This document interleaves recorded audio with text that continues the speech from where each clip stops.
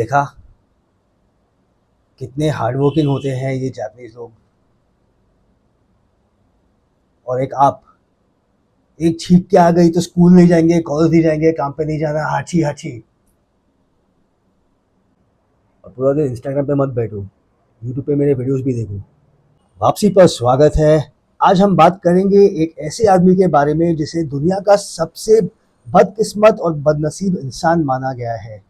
इस वीडियो में मैं आपको बताऊंगा कि त्सुतोमू यामागुची के साथ क्या हुआ, कब हुआ, कैसे हुआ, कहाँ हुआ और क्यों हुआ। लेकिन उसके पहले देखते हैं उसकी जन्म कुंडली, और उसके पहले जानते हैं कि काल सर्पयोग क्या होता है। जन्म कुंडली में जब बाकी के 7 ग्रह राहु और केतु के बीचों बीच आ जाए किसी भी एक तरफ, तो काल सर्प योग उत्पन्न होता है। काल सर्प योग एक बहुत ही हानिकारी योग है, इसलिए इसे काल सर्प दोष भी कहा जाता है। और मुख्य रूप से 12 प्रकार के काल सर्प योग होते हैं। ये है त्सुतोमू यामागुची की जन्म कुंडली। त्सुतोमू यामागुची का जन्म हुआ था 16 मार्च 1916 में। 16 मार्च 1916 को नागासाकी जापान में दोपहर के 2:45 बजे, नहीं, सुबह के 3:45 बजे। यहाँ दूसरे घर में है राहु महाराज, बुध देव है तीसरे घर में, सूर्य देव और बृहस्पति देव है चौथे घर में, 5वें घर में है शुक्र देव, और 8वें घर में है चंद्रदेव, मंगल देव और केतु महाराज। दूसरे घर में राहु महाराज और 8वें घर में केतु महाराज, और बाकी के सारे ग्रह राहु केतु एक्सिस के एक तरफ। यह है दूसरे प्रकार का काल सर्प दोष, कुलिक काल सर्प योग। क्या आपने कभी ऐसे इंसान के बारे में सुना है जिसके साथ जिंदगी ने डबल ब्लास्ट कर दिया हो? त्सुतोमू यामागुची, जिसे दुनिया कहती है the world's unluckiest man. 2 atomic bomb blast, Hiroshima और नागासाकी, और दोनों बार जिंदा बच गया। जैसे कि मैंने बताया, यामागुची का जन्म नागासाकी जापान में हुआ था। वो एक इंजीनियर था, मित्सुबिशी हेवी इंडस्ट्रीज में काम करता था। 1945 में हिरोशिमा बिजनेस ट्रिप पर गया था। 6 अगस्त 1945 को सुबह एक प्लेन, एक चमक और फिर एक धमाका, लिटिल बॉय नाम का एटॉमिक बॉम्ब हिरोशिमा पर गिरा। यामागुची सिर्फ 3 किलोमीटर दूर था। कान के पर्दे फट गए, चेहरा जल गया, लेकिन वो बच गया। रात उसने शेल्टर में बिताई और अगले दिन चला गया अपने घर नागासाकी। 9 अगस्त 1945 को जख्मी होने के बाद भी वो ऑफिस गया। वो अपने बॉस को समझा रहा था कि हिरोशिमा में क्या हुआ, और तभी एक और चमक, एक और धमाका, फैट मैन बॉम्ब नागासाकी पर गिरा। फिर से ब्लास्ट, फिर से तबाही, और फिर से यामागुची बच गया। देखा कितने हार्ड वर्किंग होते हैं ये जापानीज लोग।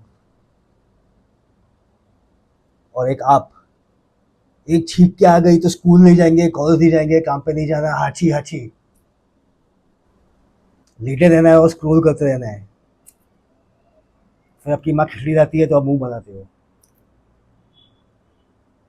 खिचड़ी में क्या प्रॉब्लम है? खिचड़ी खाने का तो मज़ा आता है। और पूरा दिन इंस्टाग्राम पे मत बैठो, यूट्यूब पे मेरे वीडियोस भी देखो। ये आदमी पे एक बॉम्ब फूटा और वो दूसरे दिन अपने घर वापस चला गया, हिरोशिमा से नागासाकी। फिर उसके एक दिन बाद वो काम पे गया,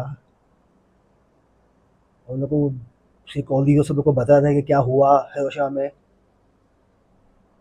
तब वो दूसरा बॉम्ब आके, वो पहला बॉम्ब लिटिल बॉय, उसने तो पहले ही उसके बहुत बुरी तरह से लगा दिए थे।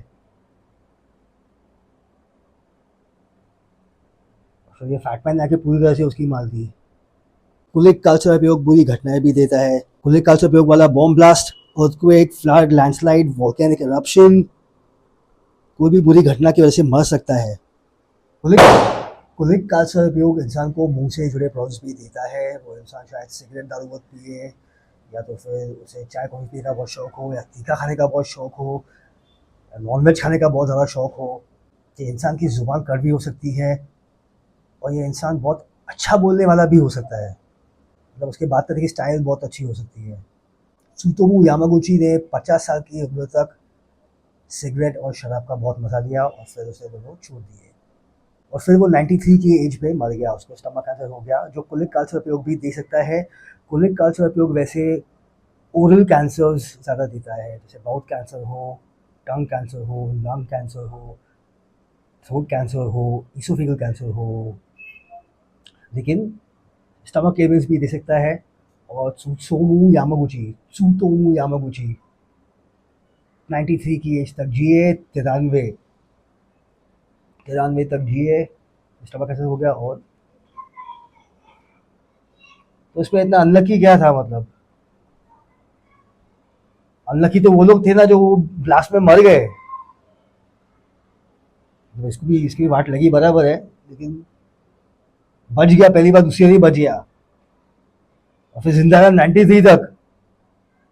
उसने 50 साल तो से दारू भी पिया उसने बहुत मस्त में। तो अनलकी कैसे हुआ? अगर आपको जानना है कि आपकी जन्म कुंडली में काल सर्प योग, पितृ दोष, श्रापित दोष, सूर्य ग्रहण दोष, चंद्र ग्रहण दोष, विष योग, मंगल दोष, किम्रम योग है या नहीं, तो अपना time of birth, date of birth and city of birth comments में लिख दीजिए। कल मैं एक ऐसे आदमी की जन्म कुंडली दिखाने वाला हूँ जिसे 20 नवंबर 2025 से को सज़ा होने वाली है। मतलब सज़ा ऑलरेडी अनाउंस कर दी गई थी, बहुत पहले डिसाइड हो गई थी, लेकिन उसे 20 नवंबर 2025 को सज़ा होने वाली है, तो मिस मत करना।